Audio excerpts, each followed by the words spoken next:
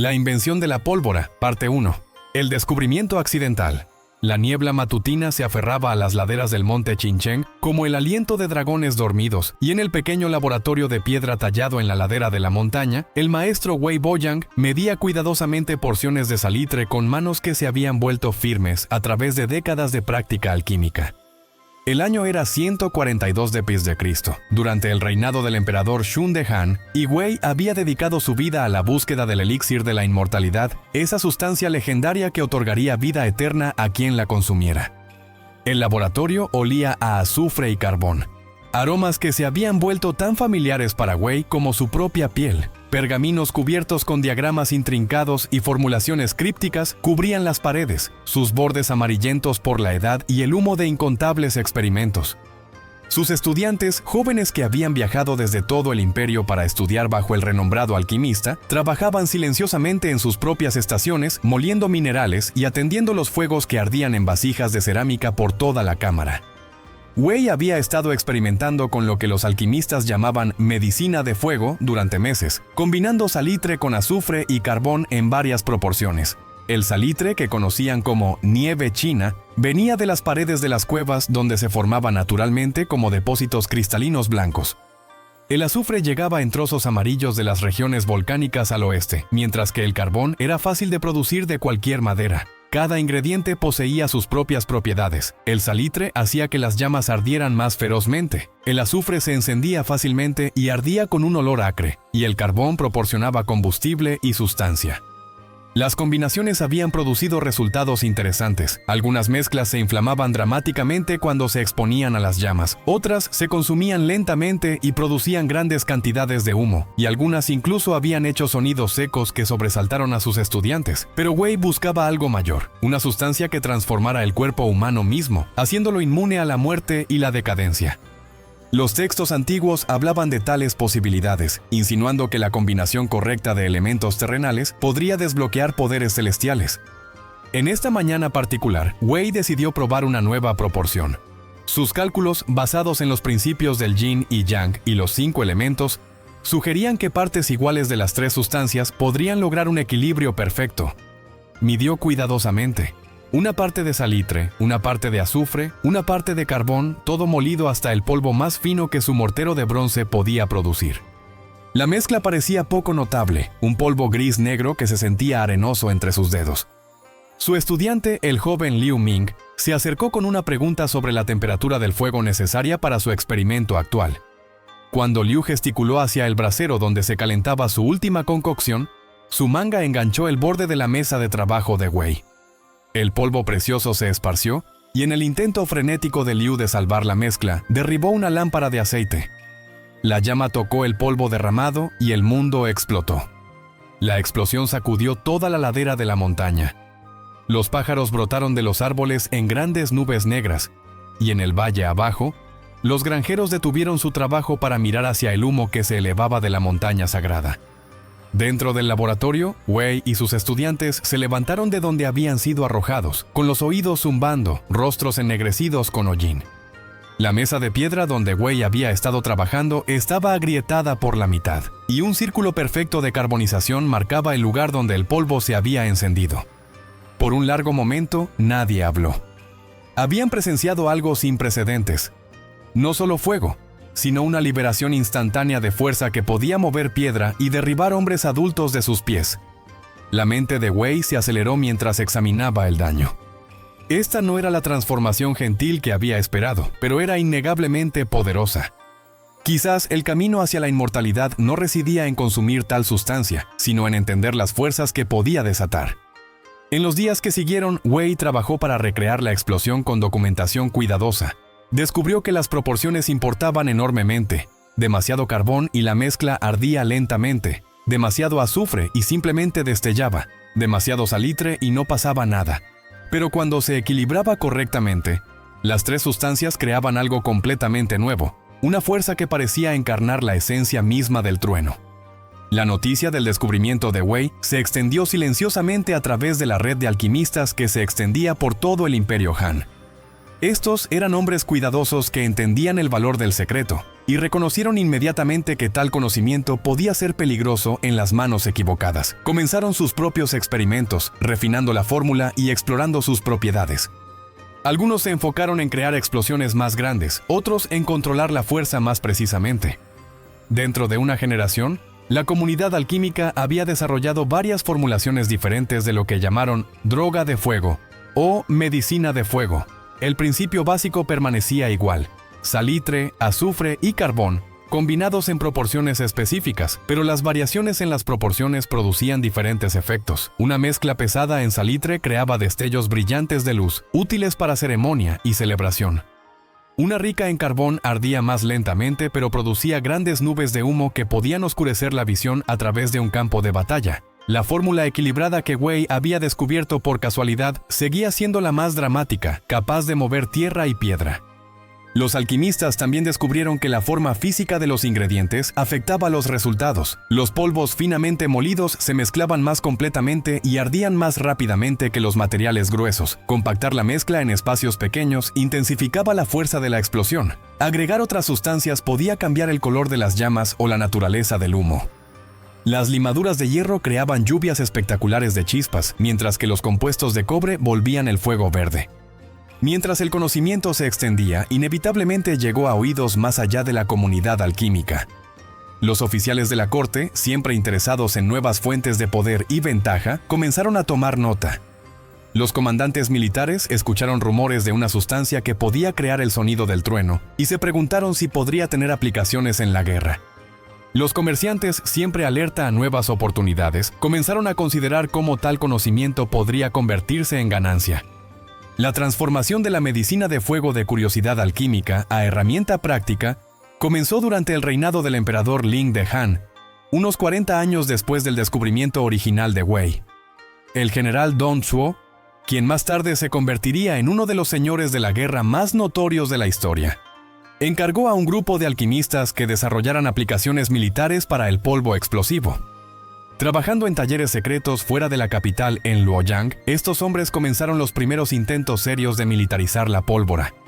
Sus experimentos iniciales fueron crudos pero prometedores. Descubrieron que empacar el polvo en tubos de bambú creaba cohetes primitivos que podían volar distancias considerables antes de explotar. Las ollas de cerámica llenas con la mezcla y equipadas con mechas se convirtieron en las primeras granadas, capaces de causar caos entre las tropas enemigas, incluso si no causaban bajas significativas.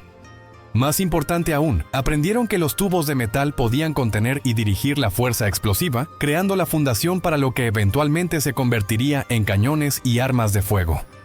El caos político que marcó el final de la dinastía Han proporcionó numerosas oportunidades para probar estas armas tempranas. Mientras los señores de la guerra luchaban por el control de los fragmentos de China, aquellos con acceso a la medicina de fuego se encontraron con ventajas significativas. El efecto psicológico era quizás incluso más importante que el daño físico. Los soldados que nunca habían encontrado explosivos antes a menudo quedaban paralizados de terror cuando se enfrentaban con armas que parecían comandar el poder del cielo mismo. Durante este periodo de fragmentación, conocido como la Era de los Tres Reinos, la tecnología continuó evolucionando rápidamente. El reino de Shu, basado en lo que ahora es la provincia de Sichuan, se hizo particularmente renombrado por sus armas de fuego. Su terreno montañoso proporcionaba abundantes depósitos de azufre, mientras que sus cuevas producían salitre de alta calidad. Los ingenieros militares del reino desarrollaron dispositivos cada vez más sofisticados, incluyendo versiones tempranas de lanzallamas que usaban pólvora para impulsar aceite ardiente a través de las fortificaciones enemigas. El reino de Wei, que controlaba gran parte del norte de China, se enfocó en desarrollar dispositivos explosivos más grandes. Sus ingenieros aprendieron a empacar pólvora en contenedores de hierro que se fragmentarían cuando explotaran, creando algunas de las primeras bombas verdaderas. También experimentaron con usar explosivos para romper las murallas de las ciudades, descubriendo que las cargas apropiadamente colocadas podían derribar fortificaciones que habían estado en pie durante siglos. Mientras tanto, en el reino de Wu del Sur, la guerra naval impulsó la innovación en diferentes direcciones.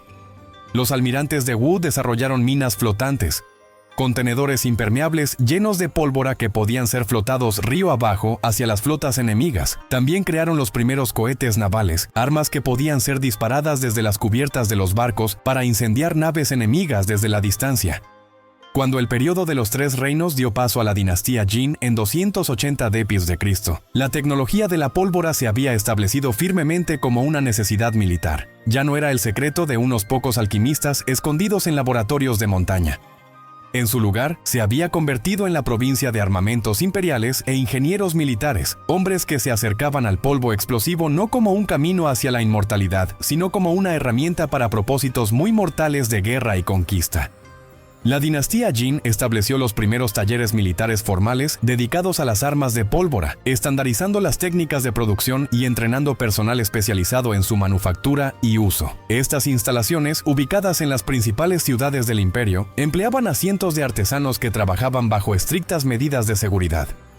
Las fórmulas eran secretos de estado cuidadosamente guardados y aquellos que poseían el conocimiento tenían prohibido viajar fuera del imperio o compartir su experiencia con extranjeros.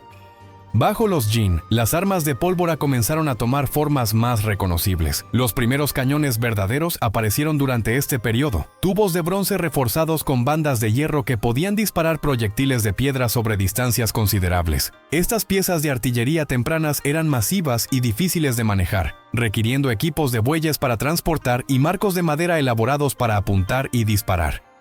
Pero demostraron ser devastadoramente efectivos contra las murallas de las ciudades y las formaciones enemigas. El desarrollo de armas de fuego portátiles procedió más lentamente. El desafío residía en crear armas que los soldados individuales pudieran cargar y operar mientras aún entregaban poder de fuego efectivo. Los intentos tempranos produjeron armas que eran más peligrosas para sus usuarios que para sus enemigos. Los tubos de bambú tenían tendencia a partirse cuando se disparaban, mientras que los cañones de metal eran o demasiado pesados para cargar o demasiado delgados para contener la fuerza explosiva de manera segura. Fue durante el reinado del emperador Wu de Jin que aparecieron las primeras armas de fuego portátiles exitosas. Estas armas, llamadas lanzas de fuego, consistían en postes de madera resistentes con tubos de metal unidos a los extremos. Los tubos se cargaban con pólvora y proyectiles. A veces bolas de metal, a veces fragmentos afilados de cerámica o piedra. Cuando se encendían, funcionaban algo como lanzas que podían golpear a distancia, aunque su alcance era limitado y su precisión pobre. Las implicaciones sociales de estas nuevas armas fueron profundas. Durante siglos, la guerra china había sido dominada por guerreros aristocráticos hábiles en el tiro con arco, esgrima y equitación. Estos hombres pasaban años dominando sus artes y comandaban respeto basado en su destreza individual. Las armas de pólvora amenazaban con democratizar la guerra, haciendo posible que soldados comunes con entrenamiento mínimo mataran incluso a los guerreros tradicionales más hábiles. Esta democratización no sucedió de la noche a la mañana y se enfrentó con resistencia significativa de las élites militares establecidas. Muchos comandantes preferían usar las armas de pólvora como suplementos a las fuerzas tradicionales en lugar de reemplazos para ellas. Los explosivos se empleaban principalmente para guerra de asedio e intimidación psicológica, mientras que la mayor parte de la lucha continuaba haciéndose con espadas, lanzas y arcos. Sin embargo, las implicaciones estratégicas de la pólvora no podían ser ignoradas. Las fortificaciones que habían protegido ciudades durante generaciones se volvieron vulnerables a cargas explosivas y bombardeo de artillería. Las cargas tradicionales de caballería podían ser dispersadas por dispositivos explosivos colocados en su camino. La guerra naval fue revolucionada por armas que podían incendiar barcos desde más allá del alcance de misiles convencionales. Mientras la dinastía Jin enfrentaba presión creciente de tribus nómadas a lo largo de las fronteras del norte de China, las armas de pólvora demostraron ser particularmente valiosas en operaciones defensivas. Las ventajas tradicionales de las tribus, movilidad, equitación y habilidad con el arco, contaban poco contra dispositivos explosivos y armas de llama. Las fuerzas chinas ahora podían mantener posiciones fortificadas contra ejércitos enemigos mucho más grandes, usando sus ventajas tecnológicas para compensar desventajas numéricas. El periodo también vio avances significativos en la química de la pólvora. Los alquimistas e ingenieros militares trabajaron juntos para desarrollar formulaciones más poderosas y confiables. Descubrieron que agregar otras sustancias a la mezcla básica podía mejorar propiedades específicas. El vidrio molido aumentaba los efectos de fragmentación, mientras que la brea hacía que las armas incendiarias ardieran más tiempo y más caliente. La pureza de los ingredientes se volvió crucial, con especialistas desarrollando técnicas para refinar salitre y azufre para remover impurezas que podían causar resultados impredecibles. Para el 300 d.C., menos de 2 siglos después del descubrimiento accidental de Wei Boyang, la pólvora había transformado fundamentalmente las capacidades militares chinas. Lo que había comenzado como la búsqueda de un alquimista por la inmortalidad, se había convertido en una de las innovaciones militares más significativas de la historia. Sin embargo, esto era solo el comienzo. La verdadera edad de oro de la tecnología china de pólvora se extendía por delante, esperando desplegarse durante los siglos dinámicos de las dinastías Tang y Song. La dinastía Tang ascendió al poder en 618 d.C., con ambiciones que se extendían desde la península coreana hasta los bordes de Persia, y la tecnología de la pólvora evolucionó junto con estos sueños imperiales. El emperador Taizong, el segundo gobernante de la dinastía y uno de los más grandes estrategas militares de China, reconoció el potencial de las armas de fuego para proyectar el poder chino a través de vastas distancias y terrenos diversos. Bajo su patrocinio, las armerías imperiales se convirtieron en centros de innovación que llevarían la tecnología de la pólvora a nuevas alturas. En los talleres de Chang'an, la capital Tang y la ciudad más grande del mundo en ese momento, los maestros artesanos trabajaban junto a eruditos para resolver los problemas persistentes que limitaban las armas de pólvora. El desafío principal seguía siendo la consistencia. No parecían funcionar exactamente de la misma manera dos lotes de polvo, haciendo difícil predecir el alcance y poder de las armas en combate. La solución vino de una fuente improbable: monjes budistas que habían estado experimentando con fuegos artificiales para ceremonias religiosas. Estos monjes habían descubierto que el orden en que se mezclaban los ingredientes y las condiciones bajo las cuales tenía lugar la mezcla afectaban dramáticamente el producto final. Trabajando en sus talleres monásticos durante las horas silenciosas antes del amanecer, desarrollaron técnicas para crear lotes uniformes de polvo que funcionaban predeciblemente. Sus métodos involucraban control cuidadoso de temperatura, cronometraje preciso e incluso atención a condiciones atmosféricas. El clima húmedo requería procedimientos de mezclado diferentes que las condiciones secas. Las aplicaciones militares de esta consistencia mejorada fueron inmediatamente aparentes. Las piezas de artillería ahora podían ser apuntadas con confianza, sabiendo que sus disparos viajarían distancias esperadas. Las flechas de fuego podían ser manufacturadas en cantidad con rendimiento confiable. Más importante aún, las nuevas técnicas hicieron posible el desarrollo de armas mucho más grandes que requerían control preciso de fuerzas explosivas. Los ingenieros militares Tang crearon las primeras piezas de artillería verdaderamente masivas durante la campaña contra el reino coreano de Goguryeo en los 640. Estas armas, conocidas como bombas de choque de trueno, eran cañones de bronce tan grandes que tenían que ser transportados en secciones y ensamblados en el sitio de asedio. Cuando se cargaban y apuntaban apropiadamente, podían lanzar proyectiles de piedra que pesaban más de 100 libras, más de una milla, con precisión devastadora. El impacto psicológico era enorme. Los soldados enemigos nunca habían visto muros desmoronarse desde tales distancias, golpeados por fuerzas invisibles que parecían comandar poder divino.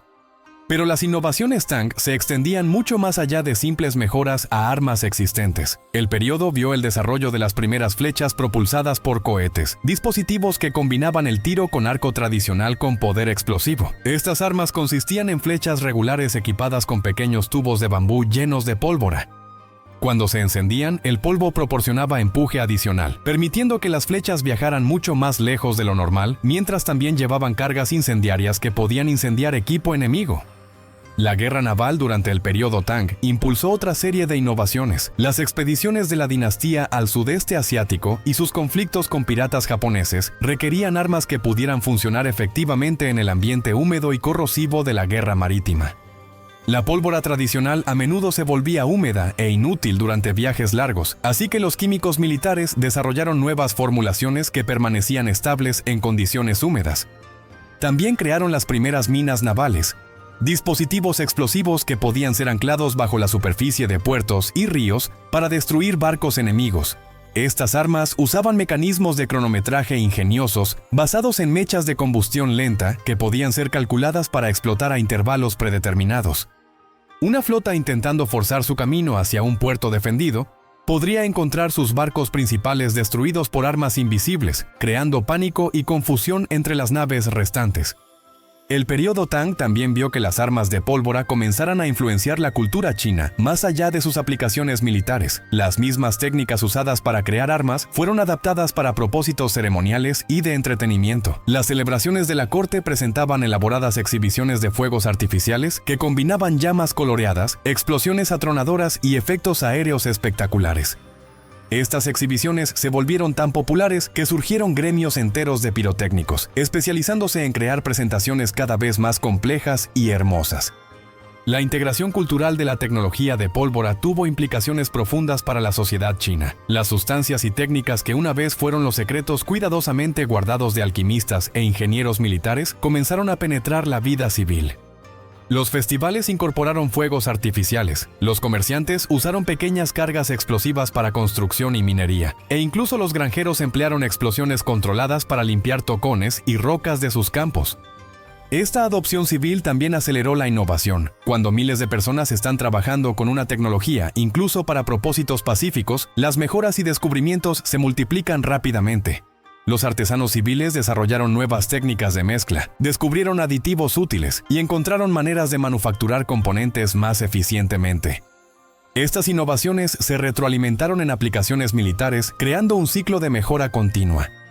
La caída de la dinastía Tang en 907 d.C. llevó a otro periodo de fragmentación política conocido como las 5 dinastías y 10 reinos. Como el periodo anterior de los 3 reinos, esta era de guerra y competencia estimuló la innovación militar rápida. Cada facción competidora buscaba ventajas sobre sus rivales, y las armas de pólvora proporcionaban numerosas oportunidades para lograr superioridad táctica y estratégica.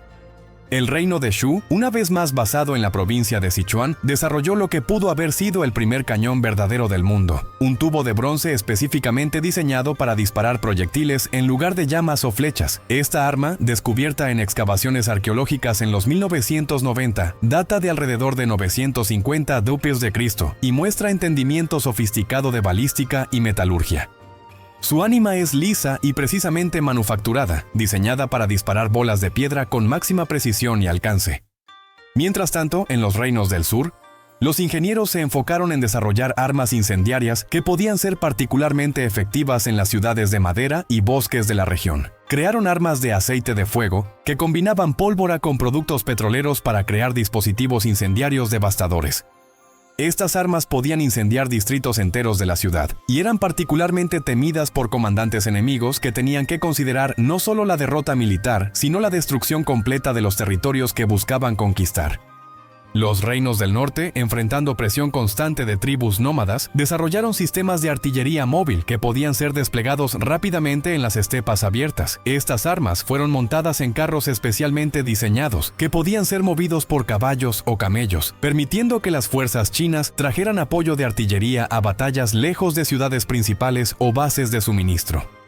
La movilidad de estos sistemas ayudó a las fuerzas chinas a mantener sus ventajas tecnológicas incluso cuando luchaban en terreno que favorecía las fortalezas tradicionales de sus enemigos.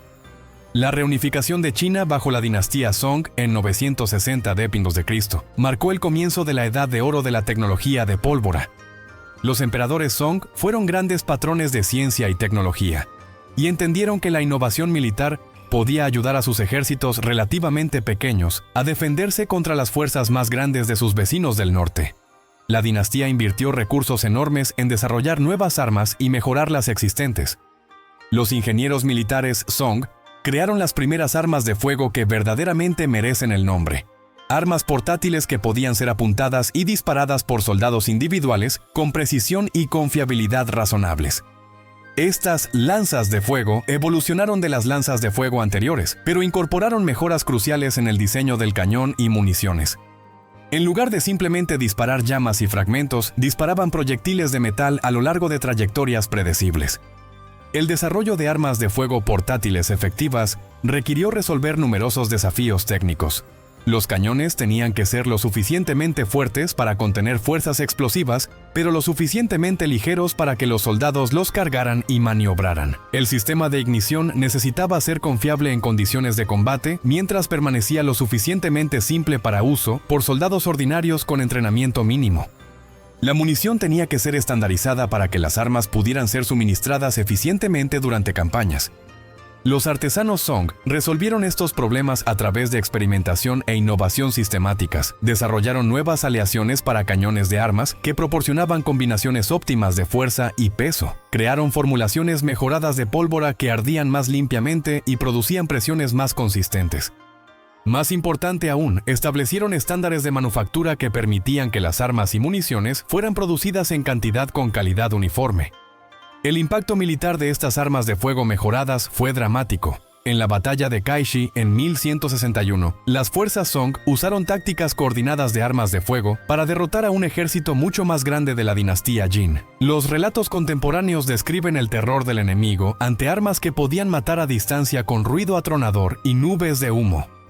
La victoria demostró que tropas apropiadamente equipadas y entrenadas podían superar desventajas numéricas significativas a través de superioridad tecnológica. Pero las innovaciones Song se extendieron mucho más allá de las armas pequeñas. Los ingenieros de la dinastía crearon los primeros sistemas de artillería verdaderos, armas diseñadas desde el comienzo para disparar proyectiles pesados sobre largas distancias con precisión. Estos cañones fueron manufacturados en calibres estandarizados, permitiendo que la munición fuera almacenada y transportada eficientemente. Fueron montados en carruajes sofisticados que permitían apuntar rápidamente y reposicionarse durante las batallas. Los Song también desarrollaron las primeras granadas de artillería explosivas, proyectiles que contenían cargas de pólvora diseñadas para detonar después de alcanzar sus objetivos. Estas armas podían destruir fortificaciones enemigas desde adentro, haciendo explotar muros y puertas que previamente habían sido vulnerables solo a operaciones de asedio prolongadas. El impacto psicológico era enorme, ya que los defensores ya no podían sentirse seguros detrás incluso de las fortificaciones más fuertes. Las aplicaciones navales de la tecnología de pólvora alcanzaron nueva sofisticación durante el periodo Song.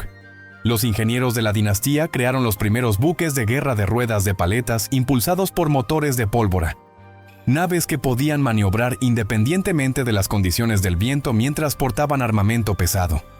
Estos barcos revolucionaron la guerra naval, permitiendo que las flotas chinas mantuvieran ventajas tácticas independientemente de las condiciones climáticas.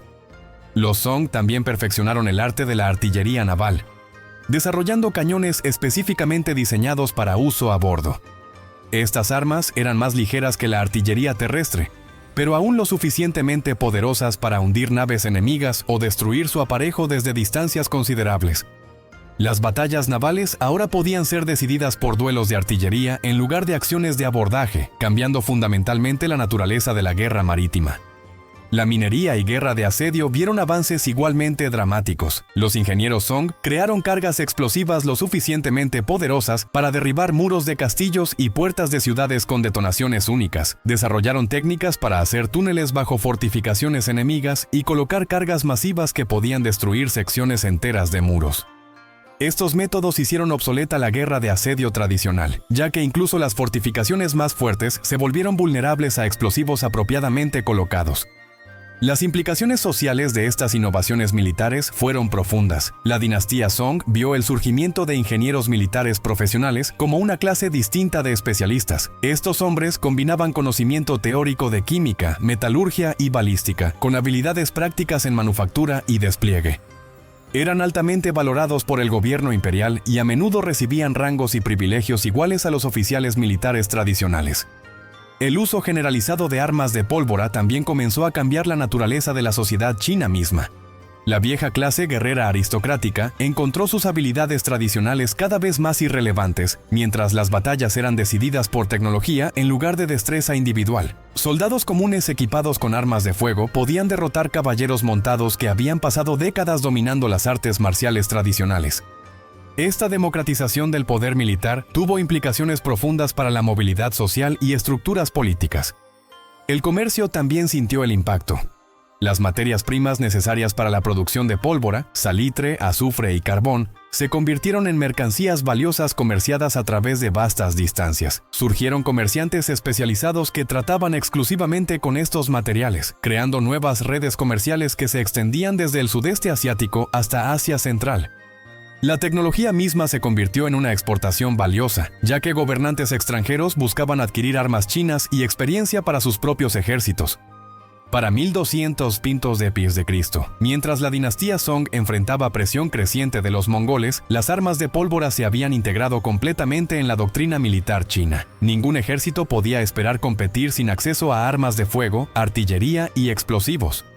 La tecnología que había comenzado como un accidente de alquimista se había convertido en la fundación del poder militar, transformando no solo la guerra sino toda la estructura de la civilización china. La conquista mongola de China en el siglo XIII esparciría este conocimiento a través de Eurasia, llevando la tecnología de pólvora hacia el oeste a lo largo de la ruta de la seda al mundo islámico y eventualmente a Europa. Pero esa expansión comenzó con la fundación sólida de innovación y desarrollo que alquimistas, ingenieros y soldados chinos habían construido durante más de un milenio de refinamiento y mejora continuos.